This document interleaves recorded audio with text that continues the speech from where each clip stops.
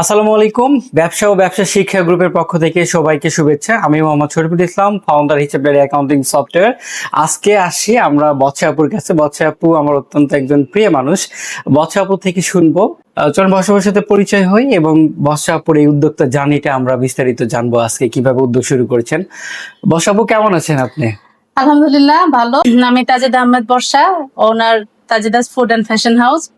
আমার লোকেশন হচ্ছে NSA garden city Mohammadpur. Mohammadpur থেকে আমি কাজ করছি।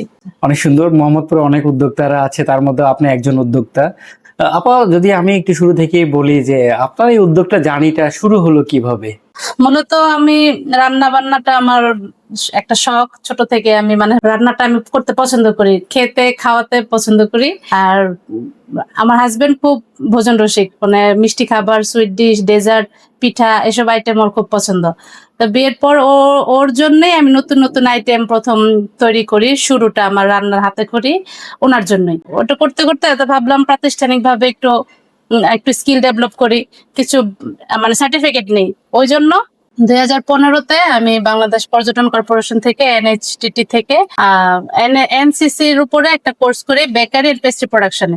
এইটা করার পর থেকে আমার মূলত এই প্রাতিষ্ঠানিক এরপরে আমি 2016-তে আমার পেজটা ওপেন করি, ফেসবুক পেজ যেটা, এটা ওপেন করলাম।